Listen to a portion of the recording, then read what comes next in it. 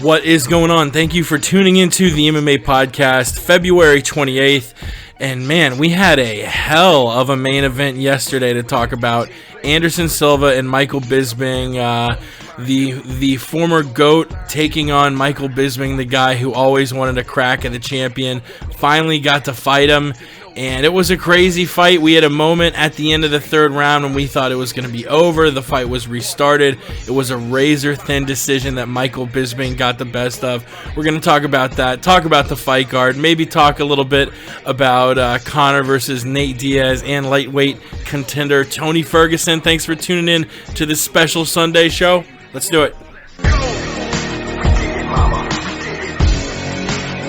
Sunday show.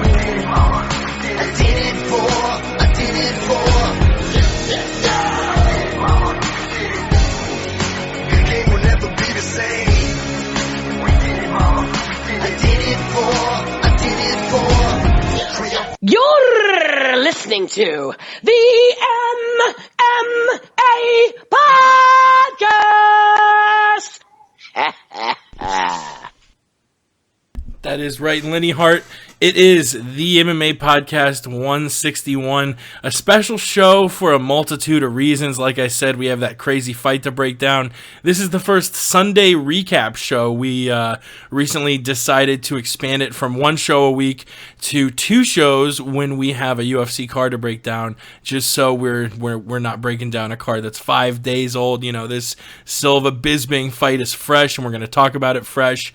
It's also special because we have the return of a man who needs no introduction. He was the original co-host of the MMA podcast.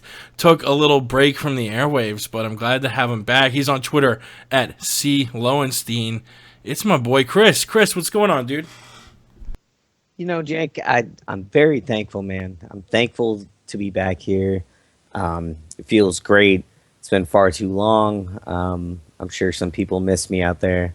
But I think it's more important to focus on others, not myself.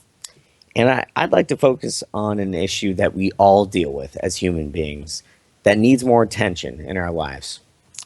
And that issue is headphone cords. These things wrap around your chair. They wrap around the sides. They wrap around your leg. They get stuck in the wheels. You spend 30 minutes untangling them. How can we fix this problem? God damn it. Hello, Jake. Hello, and that is a very important issue. Bluetooth earbuds cost like $250.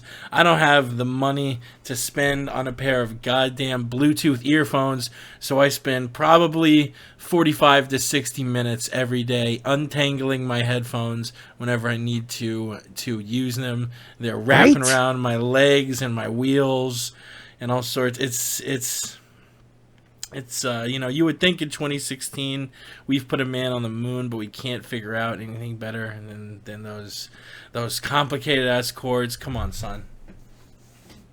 Yeah, I think that our community will definitely help get us start maybe a Kickstarter or something. You know what I mean? Some kind of GoFundMe. Something. Yeah, maybe like a headphone cord that uncoils no matter what. I like it. All right.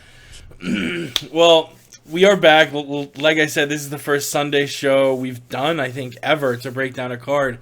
And I like the idea of just, being able to break it down fresh. And I believe it was announced this was the biggest card they ever did on Fight Pass. It was a little early for us because it went down at the O2 Arena in London, England. I don't think either of us really have anything on the prelims. We had a lot of decisions. We had Scott Askham with a pretty good-looking KO punch and head kick there. As far as the bonuses, I believe Scott Askham and Teemu Packalén got the performance of the night bonuses. Fight of the night went to that Bisping Silva fight. I don't think I have much on the prelims. I watched the highlights, but I don't think watch any of the fights in their entirety. We had a lot of decisions. I think of the last 7 fights on the prelims, 6 went to a decision. So our boy Pat was saying the pacing was very good. Like it was just fight after fight after fight with no real downtime. Which may be because every fight went to a decision, but either way, you gotta like when a card is paced out well. So I guess And let's to be move to fair, yeah. to be fair, he was saying that most of them were scraps that went back and forth and were enjoyable. Which, hey, decisions doesn't mean much if you're getting great action round to round. Yeah, that's right. And the main card, which was also on UFC Fight Pass, the three of us actually watched the good first part of it. Pickett defeating Francisco Rivera in a split decision. Tom Breeze in a pretty boring fight, pretty one-sided over Kita Nakamura. And Gegard Mousasi against Dallas Laties. Winning a decision 30-27, 29-28, 30-27. The Moose. The Moose, man, that was a super boring fight. That fight was. I mean, I guess if your thing isn't watching jabbing and leg kicking and defending takedowns, then yeah. Yeah, and Gegard, I mean, he's been tested. Was tested against Lyoto, lost against Jacare, lost. Talus is maybe now his biggest win in the UFC. I mean, he beat a Munoz who was close to retiring. Philippou, who was the same. Henderson, who's the same. Hey man, don't forget Latifi, bro. At 205. Yeah. I mean, Iller maybe I don't know him or Thalys as far as his best. It's a joke. Iller, I think, Iller's gotten better. He's now pretty good. He's fucking pounding folks at 205. Like I think his last 2 fights were both like under a minute KOs. But he wasn't nearly as good when he fought Gegard. But yeah, it was a boring fight. I don't know who you give Gegard next. Let's get straight to that Bisping Silva fight, man. Man, we're not gonna go over Rivera Pickett. I've got so much on that. Yeah, right. Damn.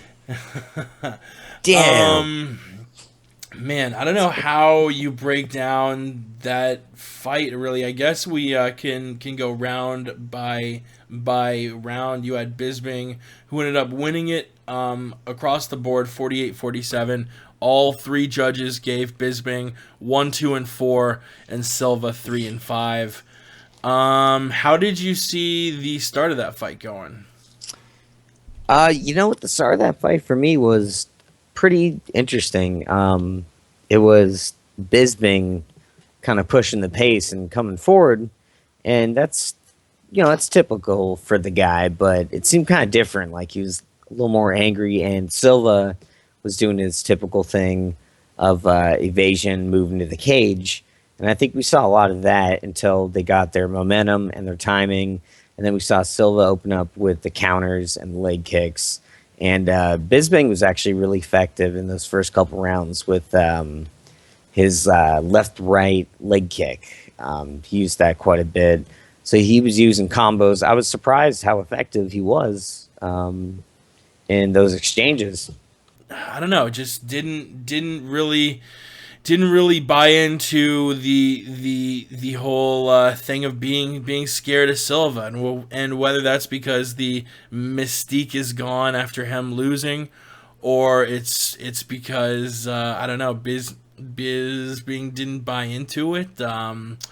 I don't know. There was one moment in, I think, the second round where Silva had his back against the cage and waved Mike to come and punch him. And Mike, who was standing in the middle of the cage, said no and waved back like, no, you come fucking fight me. So, I think pretty unanimously, I think it was 2018 going into that third round which really ended up buying Mike the fight. You know, rounds 3, 4, and 5, I think, were 2-1 Silva, and we can go a little bit deeper into that in a second.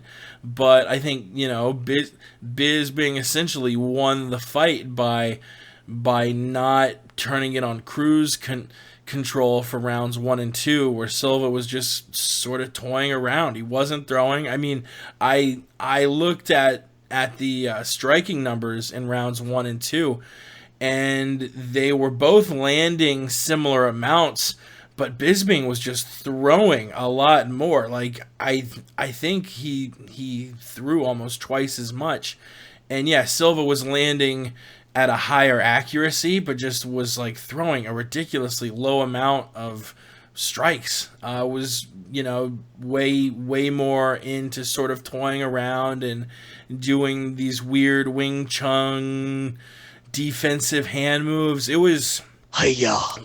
I mean, we've had bizarre moments in so many Silva fights. You think as far back to the Maya fight in Abu Dhabi, like, it seems like there are moments in every single Silva fight, whether it's moments of just like mastery, like over Griffin, or moments where like he's trying to fool around with Weidman in the first fight and gets knocked out.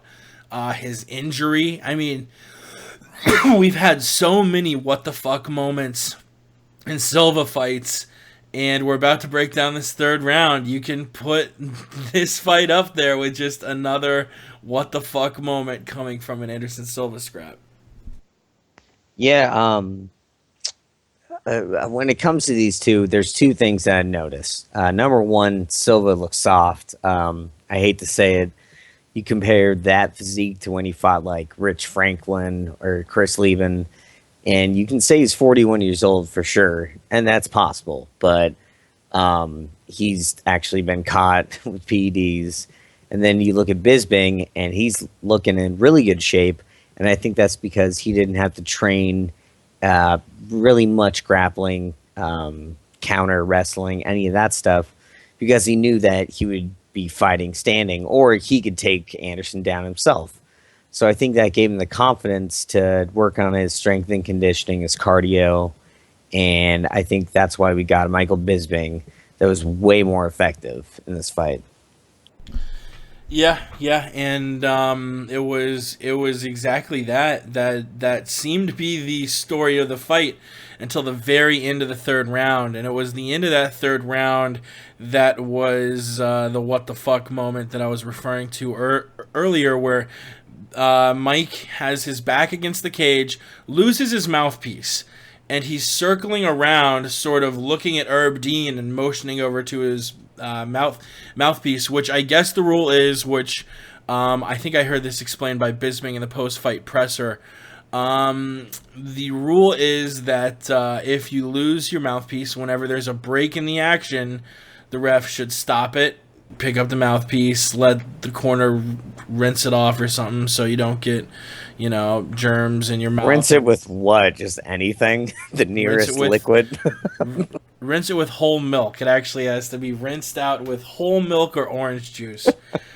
But yeah, you know, it's a break in the action. Unfortunately for Bisping, I don't think there was a break in the action. Silva had a dominant position as far as circling with Bisping, with Mike's back against the cage, and Bisping made a mistake like Victor Ortiz did in his fight against Floyd, where he looked at the ref when he shouldn't have. He should have been fighting. Protect yourself at all times. And the second time Mike looked over at the ref to sort of ask him to stop the action so he could put his mouthpiece back in, that's when Silva lands a combination that ends with a flying knee that buckles Bisping, puts him on the mat as the round ends. Bisping is out, and Silva is dancing. He jumps up on the cage. He's you know, clapping. He thinks he's won the fight. He's celebrating. While Bisping sort of, I think Herb probably should have stopped the fight there. B, he got saved by the bell, or I guess the horn in this case, where just as he was being dropped, the horn went off. So people who are saying Silva should have followed up the knee with more strikes, I'm pretty sure the horn went off right after he got dropped.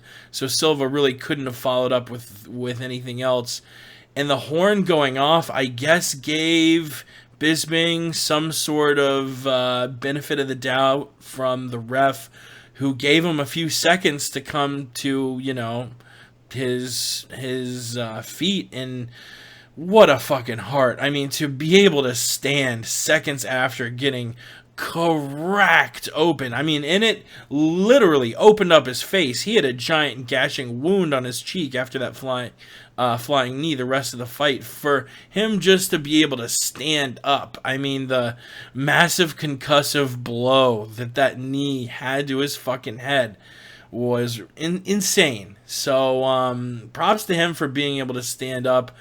I think that was a knockout. Should have been ruled a knockout, but that's not how the referee and the commission saw it that night. He was allowed to go back to a stool. Silva is literally pulled off the cage, going from, clapping and thinking he had won, which, pardon me, which I'm sure was a massive adrenaline dump in itself. Thinking you have won, you're like, oh, I'm finished, awesome. And then like, no, you got to go back to your stool. Round fucking 4, motherfucker.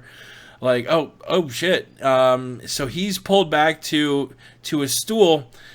And before we get into round 4, what did you make of all that craziness? Do you think the fight should have been stopped? I mean, you and I think Patrick had dropped off. He had some business elsewhere, but you and I were on Skype watching this and just like couldn't believe what was going on. It was the craziest sequence I've seen maybe ever in a fight. So while you've been talking, I've been watching the same clip over and over and over again. So I've been watching maybe 25 seconds before the clapper. And here's what I see. Fucking Michael Bisping pointing at the ground like it's a Looney Tunes cartoon. And Anderson Silva looking at him like, what? And then Bisping hitting him 3 or 4 times and running. And then a flying knee. And when Bisping lands, he's on both knees. He's got one arm down. And he's got the other arm in the T-bow covering in his face. And he's not moving. Fight over right there. Sorry, he is not defending himself. He's not moving. He's making no efforts whatsoever. It should have been over. That's an absolute terrible call. And I agree. And, I think it was Nick Diaz who posted up a meme. Let me pull it up here. Diaz posted a thing saying... Hashtag what? It's a picture of Mike holding up a glass, and it says, when you remain undefeated at home, even after getting knocked out. Which I think most people would say that maybe the fight should have been stopped. I don't know. I'm sure Bisping is happy he won and everything, but the damage he took in the 4th and 5th round, I mean, just superficially to his face, he's probably going to have a Brock Lesnar-like cheek scar for the rest of his life. And he already has the wonky eye with the oil. Yeah. That guy's He's so got an oil up. eye, dude. He's got an oil eye. Oh my god. But yeah, the guy took a tremendous amount of punishment at the end of the third round. Do you give him more respect? Do you give him more respect for going through everything they went through, basically getting knocked out, coming back, and then taking the rounds that he could and winning a very close decision? Do you give him more respect for that, or do you? I fucking do. I mean, definitely, dude. I fucking, yes. Do I think the fight should have been stopped? Probably.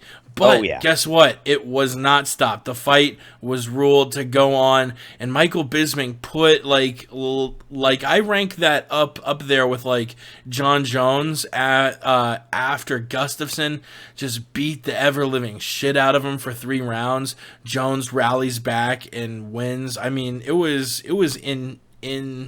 inspiring to see. Black power.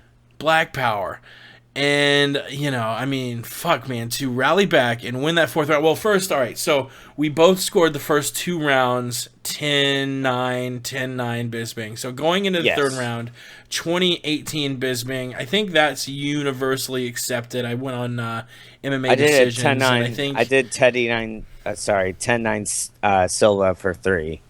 Yeah, well, Yeah. I'm on MMA decisions. About 95% of fans have rounds 1 and 2, 10-9 Bisping. So that's pretty universal. Round 3, the question isn't who won, but it's how much did Silva win by. Silva won the third round easily with that flurry at the end. The question is, do you give him a 10-9 or a 10-8? I give him a 10-8 because he knocked the man out. Like, if anything earns a 10-8, a knockdown is one thing. Bisping got knocked out, and for that reason... How about this? What's worse than a beating for 5 minutes? How about being viciously knocked out with a man flying into your face? That's a 10-7. If we actually went by the rules, that's a 10-7. Maybe. I mean, he nearly died. So most fans, actually, 80% give it a 10-9 Silva. And I think there's a little bit of a closed-mindedness we see with judges and fans who just feel like they're programmed to always score it 10-9 one way. They don't really think about 10-10s or 10-8s as much as they should. I think 10-10s and 10-8s should be used a lot more frequently, and I think this was a 10-8. But most fans, 81.6, gave it a 10-9 for Silva. Round 4. Let's get into round 4. This one was the closest round as far as the fans scored it. 2/3 said 10-9 Bisping. 1/3 said 10-9 Silva. And then like 1% said a draw. But 2/3 gave it to Mike. I also gave it to the account. Just was rallying back, and it was weird because I felt like screaming at my desktop at Silva to start throwing because you have. Did you really do that? No, I was Skyping with you, so I had to open the window a little bit. Yeah.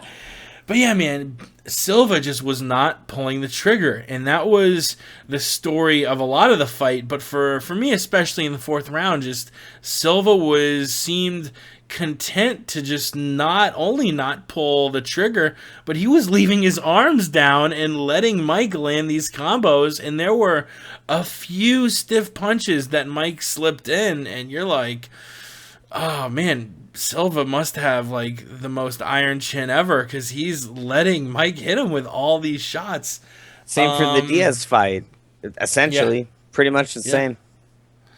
Yeah, so that was a big question mark. But yeah, I feel like Mike just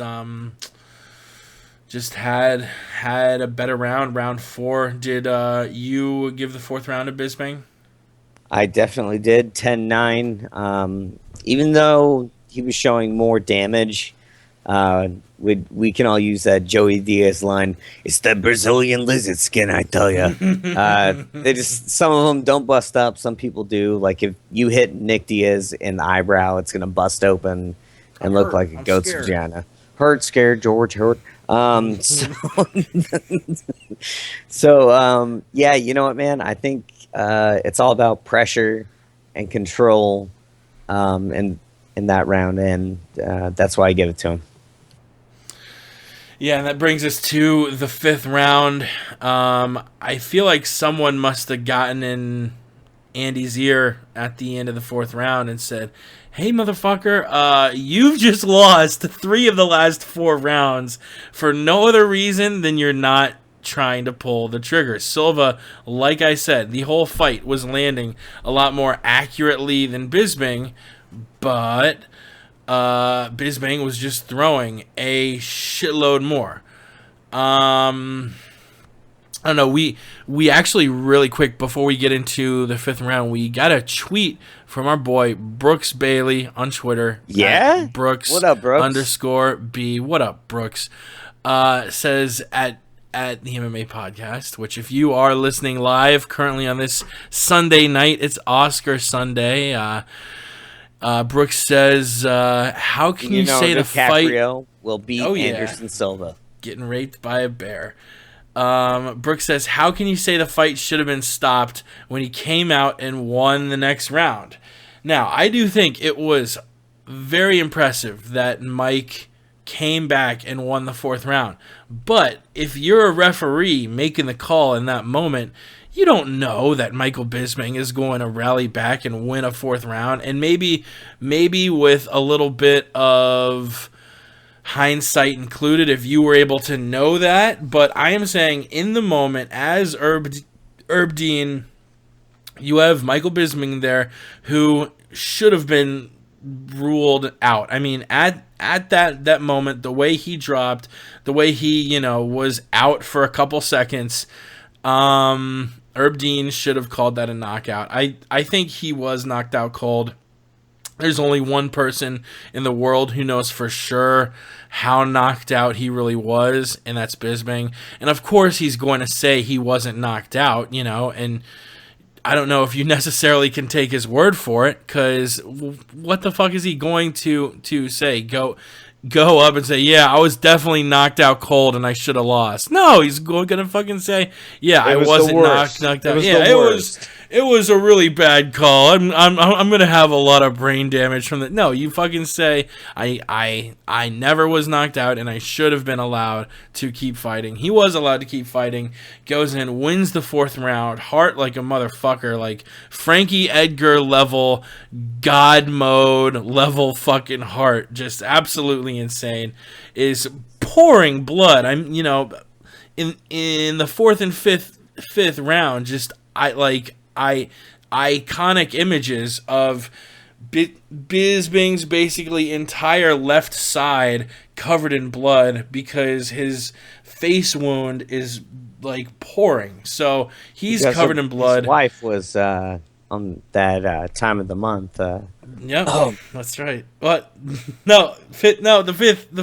the fifth round, but yeah, he comes back, wins the fourth round. Anderson must have gotten a bug in his ear because he came back and was finally pulling the trigger. Landed a front kick with his back against the fence with about 3 minutes left in the fifth round. That snapped his head, and I went fucking nuts when it happened because I think in like the second or third round, you were like, Silva is setting up for the front kick. I know it's coming. The front kick is coming. And the fifth round, you fucking called it. The front kick right up the middle. I said 3 times. I'm like, I can feel the front kick. I can see it. He's motioning for it. His knee, his hands. I can see it all. And you went, yeah. Okay. Snaps Mike's head back, leaves him staggering backwards across the cage, where Silva catches up, lands a left high kick, a straight right. Bisping just getting assaulted. But that fucking heart, man, he did lose the round, but even at the very end of the fight, in the last stanza, the last 15 seconds, Michael Bisping still fucking charging forward, and it ends up getting the unanimous decision, 48-47, which, Chris, I guess you scored it exactly like all of the judges did, giving rounds 1, 2, and 4 to Bisping, 10-9, rounds 3 and 5 to Silva, 10-9. I had it 47-47. I had the third round at 10-8 because of the murder that happened at the end of it. Are you happy with Mike winning the fight? I mean, you see memes of, Bisping's face and Silva's face. Silva looks fine. Bisping looks completely fucked up. Silva definitely did more damage throughout the fight, but with the 10-9 scoring system, obviously, I think Bisping won 3 rounds pretty clearly. I think rounds 1 and 2, easily, and round 4 most would agree that he won. So the guy won a majority of the rounds, and that's how we score this sport. I don't know. I was glad to see Mike win. I saw a lot of people pretty sore that Silva didn't win, but I don't know. I was happy for Bisping to get his crowning win of his career. No pun intended. Get it? Because British and kings and royalty and crowns. The crown of the crown. Yes. Boom! Yes. Did it again. Bada bing. Yeah, I don't really like these guys at this point very much. I respect them both as fighters, but Silva is a fucking cheat. He's probably always been a cheat. I think Michael Bisping is one of the only natural guys out there. I honestly do. I think he just doesn't take any supplements, really, and I think he just works hard and has confidence, and he gets knocked out like Hendo, like a fucking H-bomb, and sometimes he beats Anderson Silva, you know what I mean? And this fight proved a lot with these guys, because they're both old. Silva's 41, Bisping's 38. So these guys are pretty much done in their career. This is it. Silva beat Diaz, no contest, and I think Bisping beat Dalloway and somebody else, Lates. So he's on a 2-fight win streak. Just beat Silva. Now maybe he can have like an actual title fight. And if that's the case, cool. I'm with it. I don't necessarily like the guy. I don't think he would really be a great champ. But the fact that he went through this fight and came out the winner, it says a lot about him as a person. And I'll give him that. And you talk about what's next for Michael Bisping. He has 3 straight wins now. A win against CB Dalloway, Talis Lates. I still don't know how to say his name. And Anderson Silva. Leches. You have Bisping currently 7th at middleweight, behind Tim Kennedy, who he's lost to, Anderson Silva, who he just beat. I guess the rankings haven't changed yet. I don't know. Do you give him? Who is Vitor about to fight? Jacare? I thought you were going to ask me who was Vitor Belfort. Dude, I really thought you were. Who is Vitor Belfort? You really couldn't tell if you look at the guy every fucking 5 years. Who is that guy? So Jacare and Vitor fighting in May. Yeah. Weidman and Rockhold are fighting at UFC 199. I say either give him one of two things. Give him the loser of Rockhold Weidman. Weidman versus Bisping would be a fun fight, even when Weidman was champ. Bisping was talking mad amounts of shit about Chris Weidman. If Weidman loses 2 straight to Luke Rockhold, he can't beat Weidman. Come on, Michael Bisping, no way. I don't think he wins his next fight, regardless if it's Chris Weidman, Luke Rockhold, Jacare Souza, maybe versus post TRT Belfort, maybe. But what about Yoel Romero? Yoel Romero, I don't know what his status is with the failed test. If it ended up being a thing where he's not, they can break him out of jail. Company. They can break him out of jail. No fucking jeez, I not break the drug test. Give me the keys. I will run out of jail for the fighting. Romero, I think, smashes Bisping. Honestly, I don't think that's close. I think Bisping, as far as the people ahead of him who he has a chance against beating, post TRT Vitor, maybe, because we've only seen post TRT Vitor in 2 fights. Weidman smashed him, and then he beat like a 72-year-old Dan Henderson. Dan Henderson in fight years was, I think, 276. 276 years old. I don't think Vitor beats the Jacare. year of independence. The year of our independence. Yeah, so maybe if they want to give him a winnable fight, you give him Vitor. That would be a lot of fun. He talked a bunch about Silva being a cheat, and he can keep doing that against Belfort. But as far as a title shot, no way. You have Yoel, who might get thrown back in. I think the winner of Jacare Vitor should get a nod over Michael Bisping. I mean, I don't think know. give it to Jacare. I think if Vitor wins, give it to Bisping. I get Mike's been around for a long time, but at the same time, I don't want to give him a title shot just to give him a title shot because he's been around for a decade and he's earned his due. No, he doesn't. No, Jacare. If Jacare wins against Belfort, But give him the shot. but I'm saying to the people who want, the count to get a title shot, let's not just give out legacy awards and title shots. Even though the UFC does like to just give out title shots to people who don't necessarily What if it's earn like a them. Reebok thing? You know what I mean? How Reebok, gives to people like Reebok. Michael Bisping, you've won a title shot and new shoes. Oh my God, I can't believe it. And a Harley Davidson. No, you didn't get a 'Cause it's the motorcycle. sponsor. No, you just got shoes and a title shot. Yeah, I guess that as far as who's next for Bisping, How'd you I don't feel know. about There's the a lot fight of fights as a whole. The fight like as that. a whole, Let's do that. Yeah. it was just a what the fuck fight, man. I heard a lot of people weren't that impressed with the card just because there were so many decisions, a lot of them boring. But the main event made up for it far and away. I mean, that was a super fun fight, a fight that probably, as good as it ended up being, it could have been a good co-main event on like a major card, like a pay-per-view or something. That would have been that was just bananas. I guess we wouldn't have had it 5 rounds, which thankfully it was 5 rounds because that 4th and 5th round were probably the most entertaining ones. But just I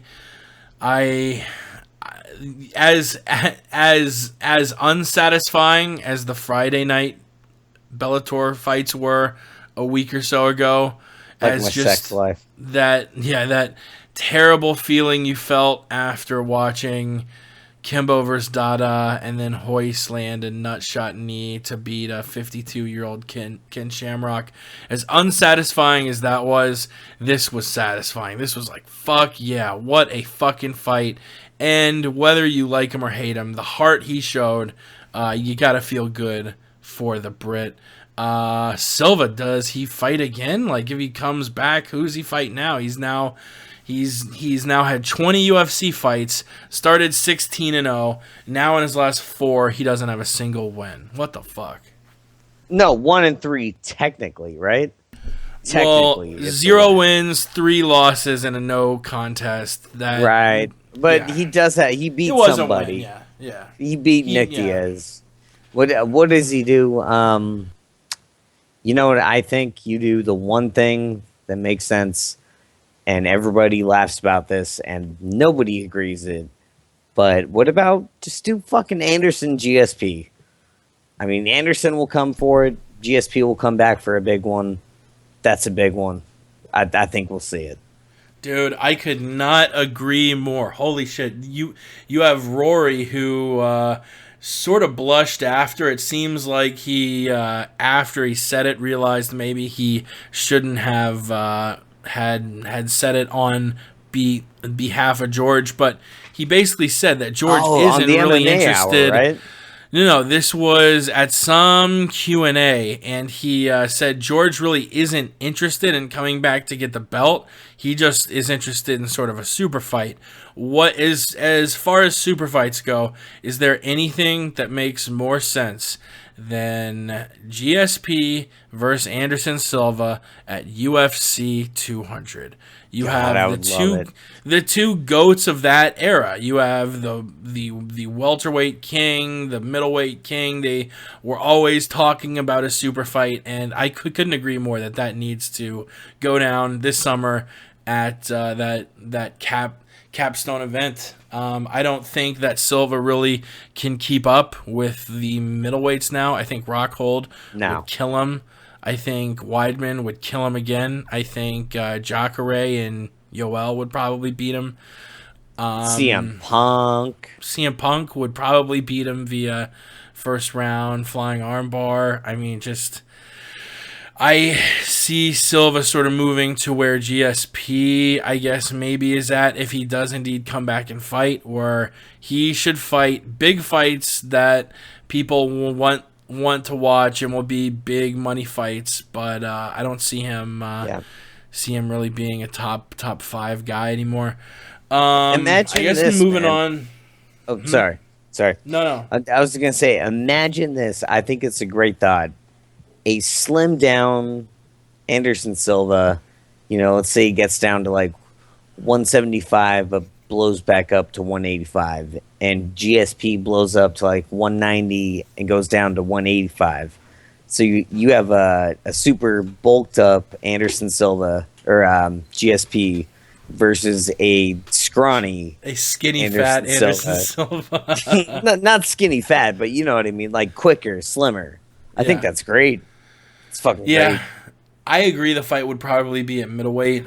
You're not going to have Silva shrink down to 170, and I doubt it would go to 205. But that would be just a fun fight. I would love to break that fight down because I mean, shit, you have Silva who's on the backslide. I think maybe in their primes, Silva is just barely quick enough and flashy enough to win. But today, I mean, if GSP is still training like a madman, I think today GSP probably has a slight edge. I don't know. Well, what would it be like if they walked out to the cage at UFC 200? In my opinion, best case scenario, they walk out together. Right? Holding hands. No, not holding hands, just the same song. They're walking side by side. I am all in for sportsmanship. I'm all in for sportsmanship, but that would be a little too fucking weird. It's a DMX French rap like remix song. Okay. They did the Conor McGregor, Chad Mendes thing where they had the musicians come in, right? Yeah. Okay, well, what if Elevating you had that from the ground? Right, yeah, but no, not elevate from the ground. What if you suspend them from the rafters and you bring them down into the cage? Bring the actual fighters down from the rafters. I don't know if that would take a toll off of the fighter at all, but if not, that would be fucking awesome. Just like zip line him down from the fucking corners. I think a fighter did that. I think a boxer did that once. Fuck, I'm totally blanking. In like the 80s or 90s, I'm pretty sure like a big time boxer actually like rappelled in from the fucking rafters. And, imagine the insurance money. I'm pretty sure they lost. Just imagine. Jesus Christ. Oh man. But let's move on really quickly. I know we wanted to make these Sunday shows short, and we're already pushing up on 45 minutes. But really quickly, I wanted to ask, because our next show, I think, is going to be this coming Friday, and I think we're going to do it from Vegas. So we're not going to have you on between now and UFC 196. So I really briefly want to get your thoughts on McGregor versus Diaz. Who you think's going to win that one? Conor, a pretty heavy favorite over in Vegas, but just recently, under a week ago, we're slammed with this news that the champ is out with a foot injury, and now we see the fight against Conor and Nate Diaz, which is going to be a fun week and a half of shit talking, man. Okay, well, I guess I'll pull a Robin Black. You know who that is, right? I'm Robin Black. Hey, guys, so, the thing with this fight is that it's so intense and crazy. what you have here is Nate Diaz. I can't do Oh that the my whole time. god! I can't do that the whole time. That's actually a spot on Robin Black impression. I can't do it the whole time. Nate Diaz is much larger. I think his boxing is far superior, but he is susceptible to attacks to the body and the legs. I think his ground game is far better. So you got McGregor with he wouldn't actually have the reach. He would just have the kicks and attacking the body. So it's interesting. I think McGregor would pressure Diaz, and the way Diaz reacts to that pressure is how the fight plays out. Because I think Diaz has the hands to put a hurting on anyone. But we've seen him get outclassed by like Benson Henderson and a couple other guys. Can't think of any more, but I know I didn't answer the question, but if I'm going Nate Diaz McGregor, I got to go with my boy Nate Diaz. I think he's in shape. I think he's got a good game plan. Upset alert. And I think he's gonna win rounds. He'll win the rounds. It sounds like a cliched excuse, the whole motivated thing, and was X fighter motivated in this fight or that fight. I think two guys where it's really notable.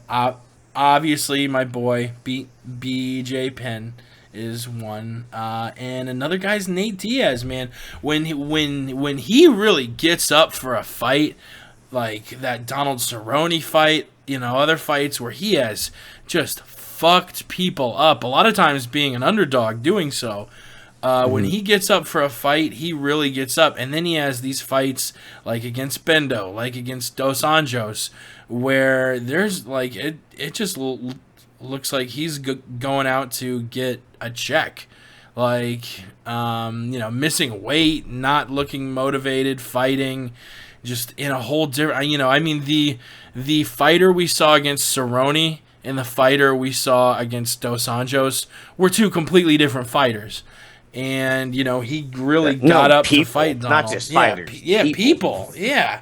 So in the Donald fight, he's flipping him off, flipping his cap off, and in the other one, he's just like looking down, just kind of not interested.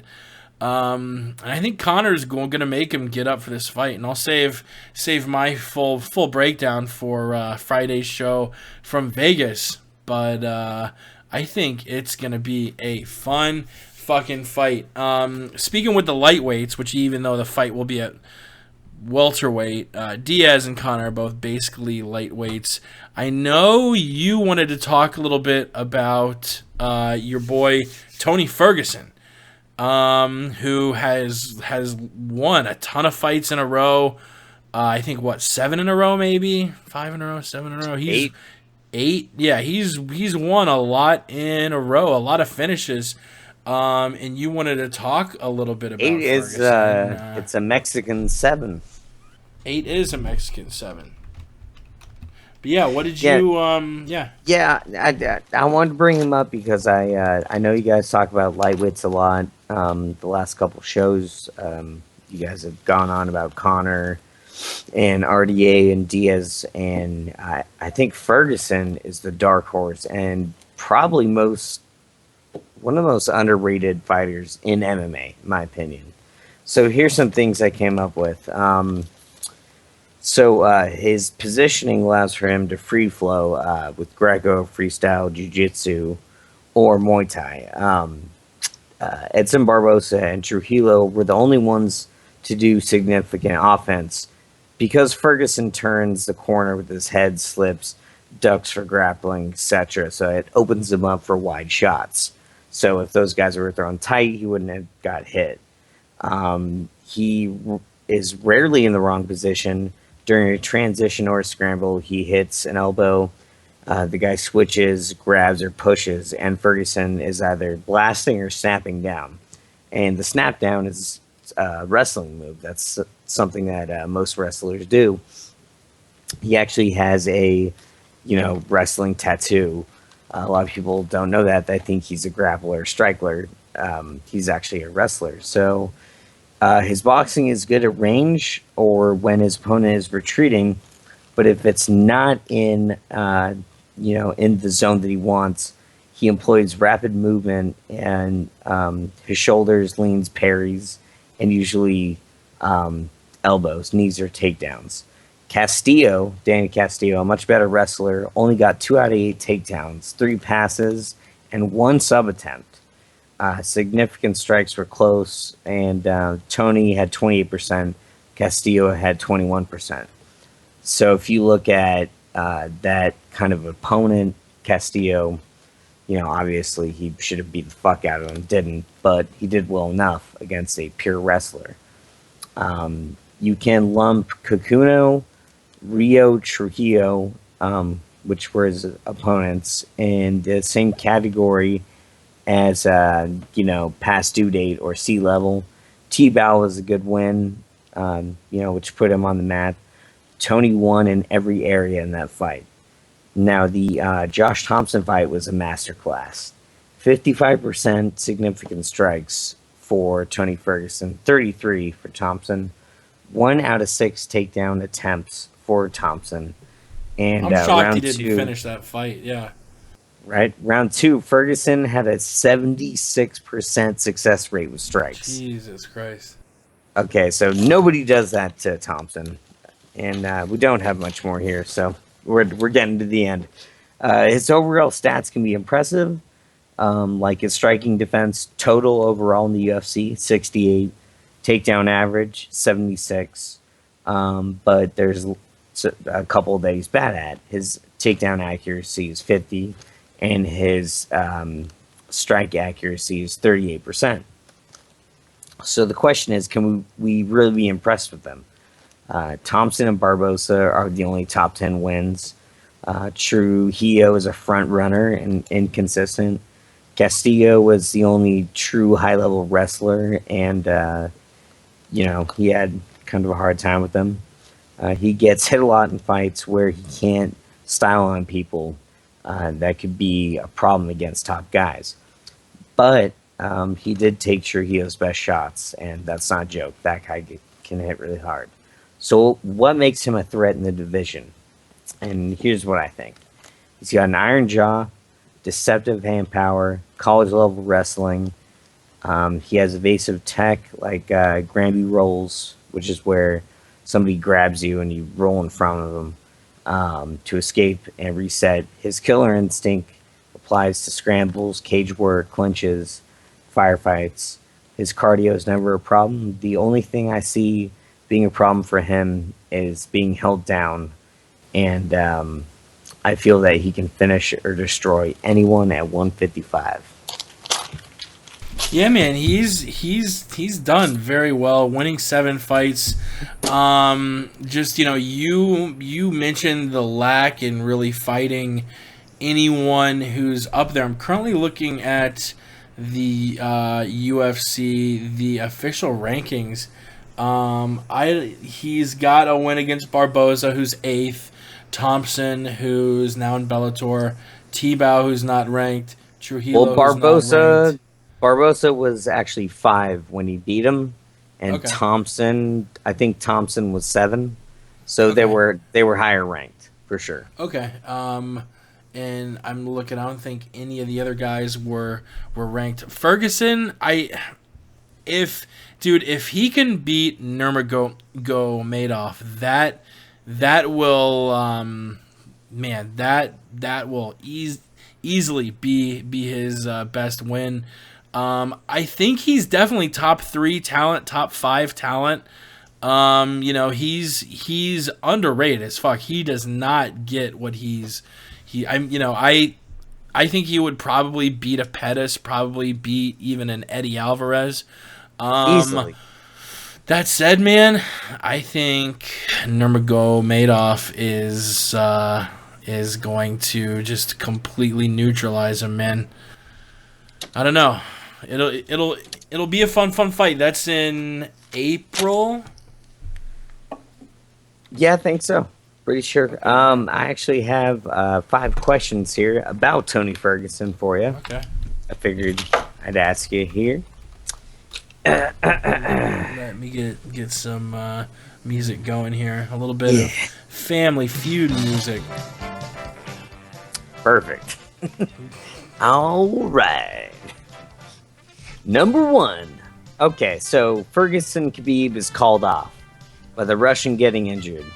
Eddie Alvarez will only wait for a title shot. In this situation, do you match him with the winner of Beneil Dariush, Michael Chiesa, Ally Quinta, Adriano Martins, or take the route of Pettis or Michael Johnson coming off losses? I like the winner of Chiesa versus Beneil. They're both young guys. Both can grapple their asses off. And I think that would be bullshit if Eddie decided to wait. Because, Eddie, no offense, I don't really think so we should kill Eddie in the back of a Camaro. Kill Eddie Alvarez. Look, he's done a lot, but is he done more than Ferguson? Does he have as many wins in a row as Ferguson? No. He has, 1 or 2 wins in a row? Ferguson has 7? That would be insane if he's set out. All I know is he got his ass kicked by Donald Cerrone, then got a gift decision against Gilbert Melendez, and then humped Pettis. Right. Anyways, okay. Number 2. Question number 2. Are you ready? I am ready. Okay. Tony Ferguson, with his strange receding hairline, becoming Nicolas Cage-esque. How would you feel if for his title fight he showed up with a beautiful new head of hair? Like fake hair? Like what do you mean new hair? Like you're not sure what it is. It could be a wig, it could be real. Man, I guess I would feel happy for him if that's his thing. I try not to judge if you're into weaves or plastic surgery. Just, if you want to be a woman instead of a man, whatever you want to do, be you, get a wig. And if Tony really wants to get new hair for his new fight, then I support him 100%. Right, so you see him running forward and he's throwing punches and the hair isn't moving, it's stiff. It's stiff. Or if it's stiff, that's good. If he has really stiff hair, you might not be able to fight with stiff hair though. I mean, if it's pointy and stiff, it can actually hurt someone. The old commish might make you lop it off. Question number 3. He is well known for breakdancing and training at 10th Planet Jiu-Jitsu, which I feel makes his movement on the ground and transition so refreshing and effective. Do you think the way he moves and sets up are things we will only see from him at 155, or will this become a commonality?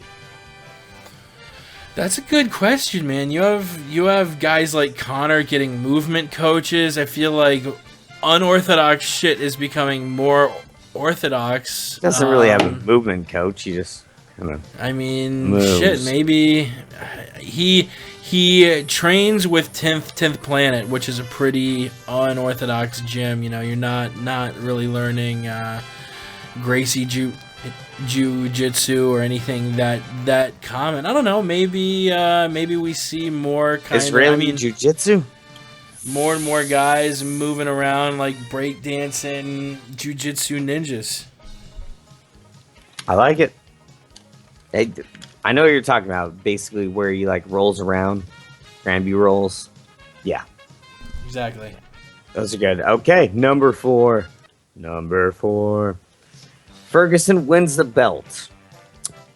He throws a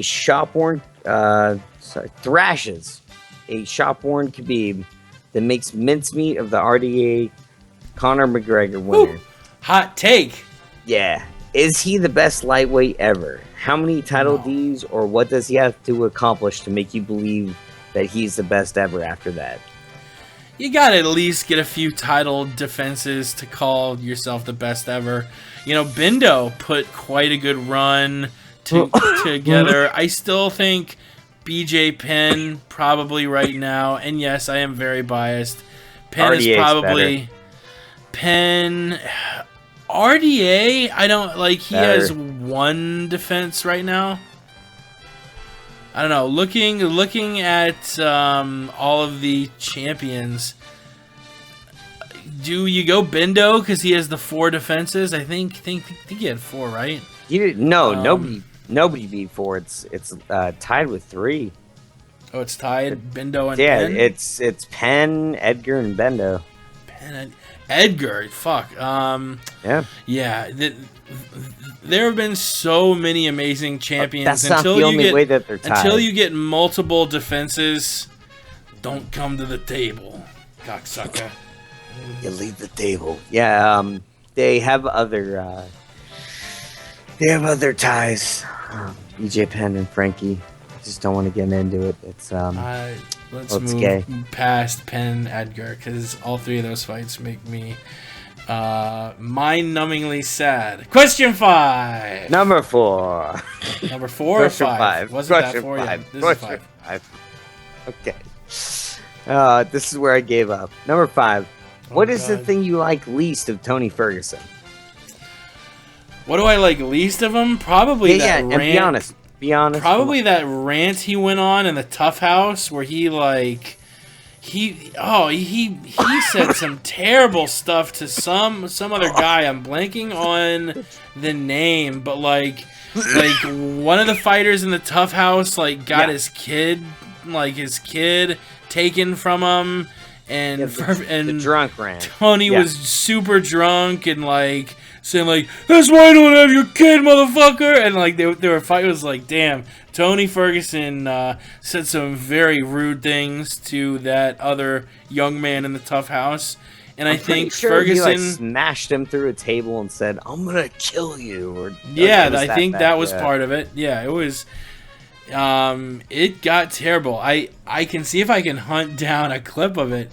But, Ferguson, I think since it seems like I've seen in interviews and stuff, he seems like a nice guy and, people can always change. And that, I guess, was a long time ago. That was a season of Tough, in 2011, the Lesnar Dos Santos series. So, yeah, 5 years, the guy's probably grown up a ton. But, and I have the clip here. Yeah, this is the clip. I'll fast forward.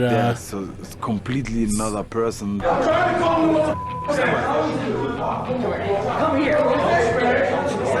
angry. Can't come back from that. He's gone over the line. So Sticks and stones may break my bones, but words, it's facts. Clay Harbison. What's he? All right, he jumped. You said, "Where's your son at, Charlie?" Come on. Who says that? Oh, are you kidding me? Stop! Yeah, Stop! Actually, we're Where's your son? Are you kidding me? Are you? He says, "Where is your fucking son?" to a guy who had his son taken away from him. In the name of the he had video giant bat ears. is Tony Ferguson is a giant asshole is the name of the video, which I hope he's changed. And I was a giant asshole 5 years ago. So Yeah, you were. I remember that. yeah, I was a giant asshole. I remember one time I asked you if I could borrow I think it was 5 cents in Skype credits. and I they mailed called you China, shit. and you were like, "Shut up, no way." Click end call. Shit, is that it? Do we have anything else for this special Sunday evening fight? Pretty sure that's recap it. edition? Yeah. I think that's it. Thank you for listening. As always, Yep. you can follow us on Twitter at the MMA Podcast. Like I said, our next show will probably be Friday in Vegas. We'll be there for UFC 196, Conor versus Diaz, Tate versus Holm. And Tony Ferguson, new champ. Tony Ferguson, new champ. He's fighting in Tampa, but I probably can't go. So fuck me. He's plus 150 against Habib. So if you are a believer in El Cucuy, then put a little I get dollar that. That's bill a Bruce on Buffer that. reference. That's a It Bruce was. Buffer. It I was got way back. Thank you for tuning in. Follow Chris at C. Lowenstein. You have anything else for the kind people who lend an ear to the show? I absolutely do. Thank you for giving us support, and you guys listening makes us want to do it, and we love you. Thank you. Yeah, we love you, Chris. I love to have you back. We're going on 4 years since it started, and I hope we have you on more fight recaps. I guess we probably won't be doing a fight recap in a week because I will be commuting back to the East Coast of the United States. I'll be in church. And Chris will be in church. But we will probably see you Friday. Thank you for tuning in. And until the Vegas show, we gone. Tune into the MMA podcast I hate this every fucking Tuesday song. night. Got the wild style, always been a foul child. Realize, sucker, I be the criminal Noah.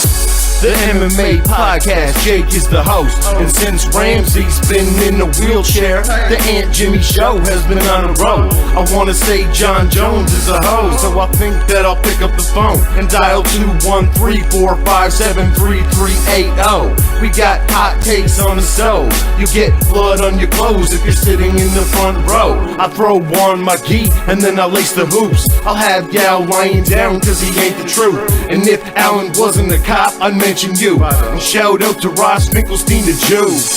Cause according to you, you're an MMA guru. I'll prove Bisping lost his hands, Count Dooku. If you're a fancy boy, you get a 2-minute slot. Mystery wants a title shot. So listen to the MMA podcast. Throw a high kick, but I block that. Call me Diaz, screaming George, where you at? I want the strap. When you know that I'll never tap. So listen to the MMA podcast. Throw a high kick, but I block that. Call me Diaz, screaming George, where you at? I want the strap. And you know that I won't tap. Mystery. The MMA podcast.